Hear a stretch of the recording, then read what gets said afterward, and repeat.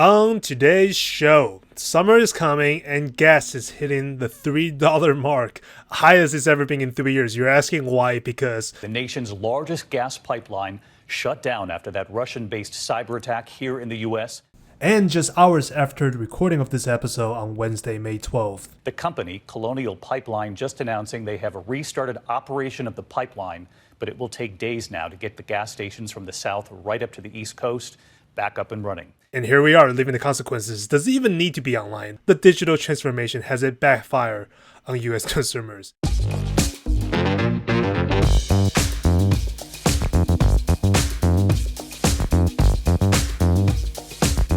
Hello and welcome to AI Business Podcast. This is episode 29 and much to talk about, and we are in the middle of May, so things are going well. The pandemic's still raging, but the world is a terrible place. If I didn't know, then I know now. Joining me as always is no longer the deputy editor, but now just the editor of DCD, Sebastian Moss. Ramsey, this is don't stand in my way. All my enemies lie before me. I will rise through the ranks. Soon to be Max's publisher. Hello, everybody. And somebody else who already got the promotion. He is the reporter of AI Business, Ben Wadecki.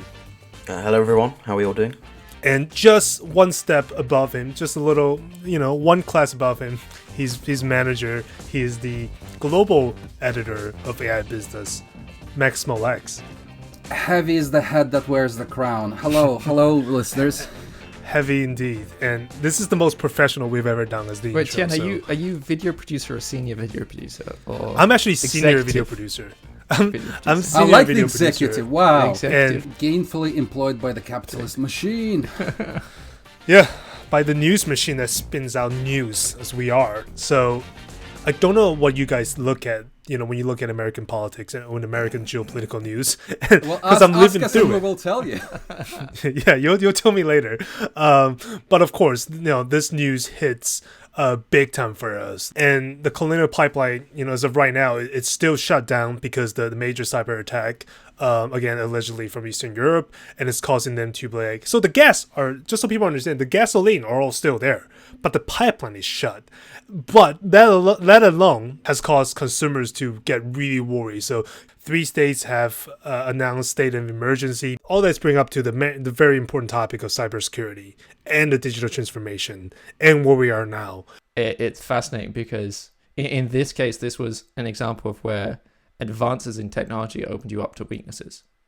There are countries that are not as advanced and therefore are better off because they don't have super highly connected pipelines. And essentially, you asked a very important question. Why the hell are you putting these things on the network if this happens? And this is a very, very good question. And it's a question about a change in the mindset. Because digital transformation cannot be stopped. It's this massive train and you're a tiny Prius stuck on the railway and it's going to ram you down. And the only thing you can do is get out of the way. This is what's happening with digital transformation. If in a boardroom you say about anything that you shouldn't put it on the network instead of why you should, you're going to be laughed out of that boardroom.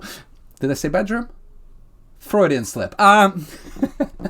So back in the days, all of these manufacturing environments were based on air-gapped proprietary systems. They just didn't have internet connections. You had SCA, the supervisory data acquisition systems and acquisition and control systems, and those things operated kind of heavy machinery. Those things talked in their own proprietary language. They were not connected to the internet. They did not even understand IP devices. That was, it's just like these guys are French and these guys are Spanish or something. British, I guess. British and French, don't like each other. Different languages. Yes. So over the past decade or so, obviously IP devices started appearing in factories, in production plants, and refineries, and it's just like and they have been embraced because they allow you to collect data, and this is where the AI angle is, because it's just like primary reason behind these systems is now use cases like predictive maintenance, for example. Like listening out to vibrations in industrial equipment to know when it's gonna fail, and you cannot do that without internet connections. Once you have some sensors, some network devices, you have an edge box, an edge gateway, that's it. They're through your perimeter, you have a network device inside the factory, and from there, they can jump all over the place. And this is usually what happens with these sorts of attacks. I'm not exactly sure if that happened with Colonial Pipelines, but that explains why, the bloody thing does not work. Yeah, I think the important thing to remember with this pipeline is it's really old, right? It predates the internet. First gas came through it 1963. Ransomware was not an issue then. So it worked, it was fine. Obviously, there are other issues. It even had a separate outage during Y2K. They took it down because they were worried that Y2K would kill it. The good old days of Y2K, where the change of computer date is the biggest threat. Vintage security, yeah. But you can understand the appeal of having insights into what's going on. If you have a 5,500 mile pipeline, you want to know if there's gas leaking somewhere. You want to know if there's exposure. You want to know if there's just small issues, blockages. And on the one hand, connectivity can help with that. So of the connected things that we know are on there, pressure sensors, thermostats, valves, pumps. They even have smart pigs, is which they call them, which is pipeline inspection gorge robots that drive along and those beautiful things. Okay, those are cool. I've seen them, yeah. So those are really cool. A lot of pipeline companies are experimenting with flying drones along, looking for issues. But every single time you add an extra piece of connected technology, you are adding one more vector for something like this to happen. And to not do simple precautions, because this doesn't seem like it's a highly complex attack, it is baffling and stupid. But even if you do those simple precautions, we've seen elsewhere that much more complex attacks can happen, sometimes accidentally, sometimes on purpose. Every time you connect something, this is going to be a risk. And we are increasingly seeing with AI companies the idea, connect it, what have you got to lose? You're going to collect data, that data might give you efficiency. This is what you've got to lose, shutting down the Eastern Seaboard's oil and gas supplies. I mean... You basically need to treat it like coronavirus. Taking proactive measures to prevent the spread. I think the interesting thing is there's the IoT Cybersecurity Act, which is more on the sensor side of things, which has a list of kind of menial steps that every sensor must have, every basic cybersecurity should have. But they also encourage you to actually take proactive measures to perform tests, be they penetrative or otherwise. If you're not doing that, you have no one else to blame but yourselves. And the fact is, if you're not doing that, you could affect the entire country or even space in this instance. The problem with these events, they're kind of like natural disasters, right? The percentage of this actually happening is so small, corporates ignore it because it doesn't make sense for a business to spend lots of money on something that has like 0.001% chance of happening. But you're absolutely right. It is their responsibility. And penetration testing, for example, 10, 20 years ago, it was an obscure discipline. Right now, you can get penetration testing services anywhere. The guys are really, really good, and they're gonna rape your network. Yes, they will do that and those skills are available. Again, lots of hackers have now. There was this movement into the professional industry because they realized there's a lot of money to be made, and those guys will help you. But earlier today, I had a nice conversation with manager from Pelion, they're an IoT business of ARM, and I asked him sort of like, okay, so this conversation about SCADA systems and IP and security, it's been going on for about 10 years. Has the needle shifted a little bit? And he just laughed in my face and he said, the needle went this, and then it went this. And well, I mean, with IoT, it's a two-pronged thing of people are not securing it for themselves, but equally consumers and a lot of companies and stuff aren't securing it for other people, and we saw that with Mirai, which is, a bunch of people have connected devices, cameras, DVD players that are just used in botnets to attack other people. And they don't know about it, but even if they did, they really wouldn't care until it's used to attack, say, Dyn, and then took out a significant portion of the internet in America for a few hours. All of this, now, this might not be an apt connection, but it reminds me of the chastity lock we previously covered. Okay, I guess it's good to be connected to the internet, but why? And of course, the flip side of the story is you always want a hardware solution out of a situation like this. You don't. It's good to have preventive measure when it comes to this, but now they're figuring out because it's a physical pipeline and the guests are all still there. Now they're figuring out a way to actually deliver the pipeline physically. What is your hardware solution out of this? How do you unlock that chastity lock physically, without paying anybody money? This particular instance, we said at the top that it originated potentially from Eastern Europe, Latvia, Liechtenstein, wherever, we don't know. But the recent Verkada hack of the security cameras showed that it doesn't need to be a China, a Russia, or a North Korea. It could be a teenager in a bedroom for, just for laughs. And it just goes to show you... Pikachu on the bed. Pikachu is the executive vice president of the hacking group, It could be anyone, and you can do all you want to prevent Russia from penetrating your systems. But what are you going to do with this kid who spends all his day on a computer in downtown Devon in England? You've got to be able to plan for those scenarios, and you frankly can't do that. True story. I'm more worried about... I mean, those things... The problem is we're going to get more attacked because anyone, quote unquote, anyone can do it. But I'm more worried about when nation states really plan. We've seen when you have long-term plans from nation states in the cyberspace, how much mess it can cause. But what if this had been several pipelines across the world? What if it had been tied to, in 2019, you had the Houthis sent drones to attack Saudi oil refineries. If this was a mixture of physical and cyber-based attacks across multiple locations, if it was a really thought out, carefully planned, we're not just doing this for ransomware, we're doing this to mess up a nation, how bad could that be? And America is more vulnerable than any other nation because they've been more they've embraced digital transformation. They love digital transformation. You can't go to America without someone shoving digital transformation down your throat. And each single one of those makes them vulnerable. And that's why North Korea loves it, because you can't do anything back on that. If we're just talking cyber attacks against each other, they can mess up Sony. They can mess up all kinds of... What are you going to do? They don't even have a single data center. They just have a couple of server rooms.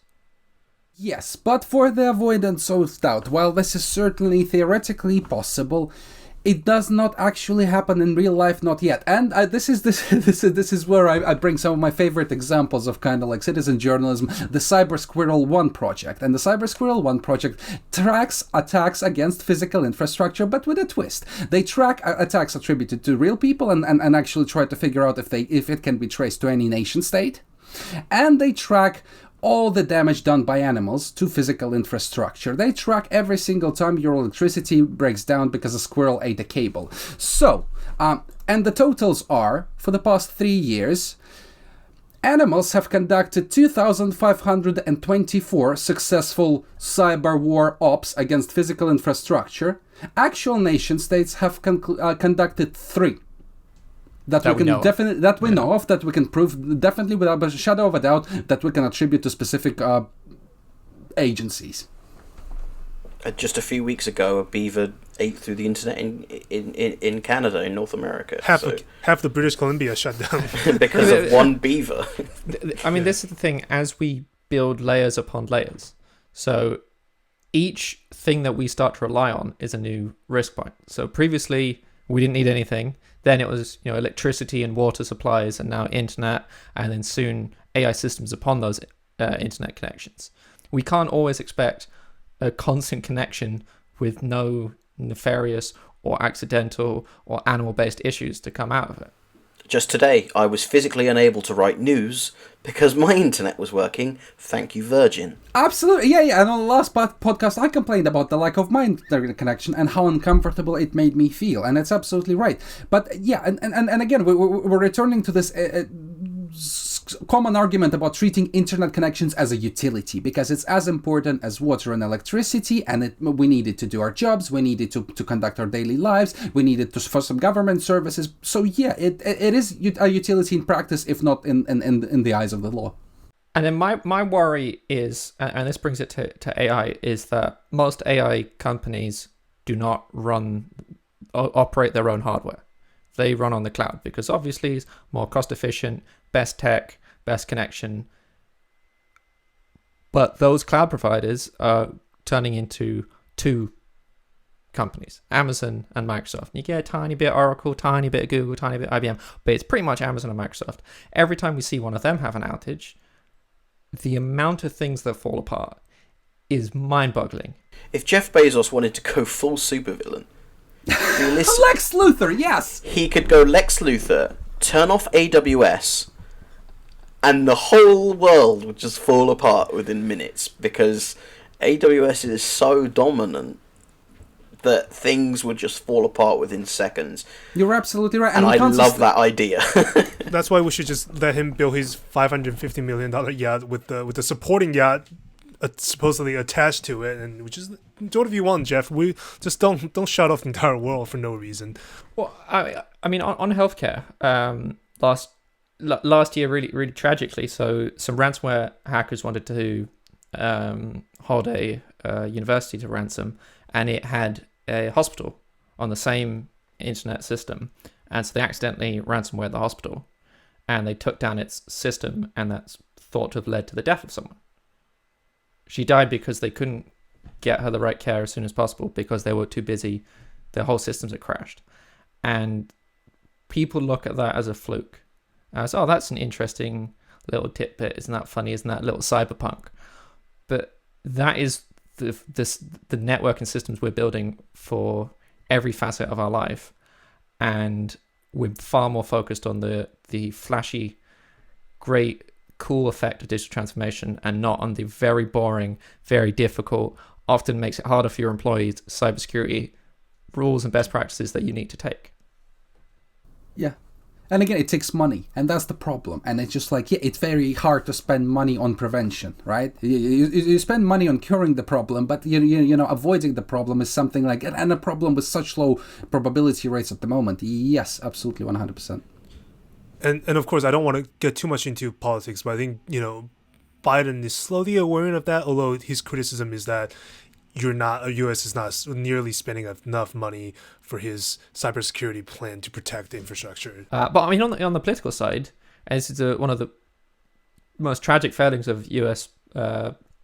Policy when it comes to the internet, and every other country is pretty much the same. But that you guys set up the NSA to find issues 0 days and sometimes put them in and bribe companies to put these issues in. So to create holes and sit on holes to cybersecurity networks, and then think, oh, only we will find these. We can use these to exploit other nations, spy on, politicians in freely elected countries, and of course those got out. Other people found them. The NSA themselves even got hacked, and those tools were found, and it just makes everyone less secure, including America.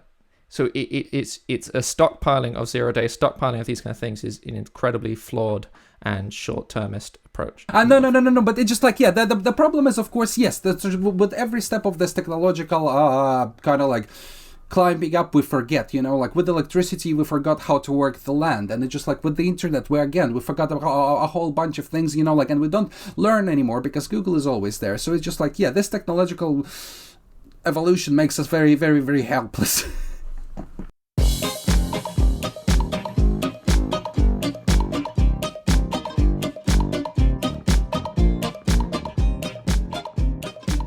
Hey, thank you so much for listening to the AI Business Podcast. We want to hear from you. Please write to us at max@aibusiness.com with any question or feedback you might have. If you have a question about sound quality and how to make a podcast, I'll be happy to have a chat. And of course, aibusiness.com is where you'll find everything you want to know about AI and business. If you like what you're hearing, feel free to give it a like and a good review on iTunes. This helps this podcast being seen. Thank you so much, and we'll see you next week.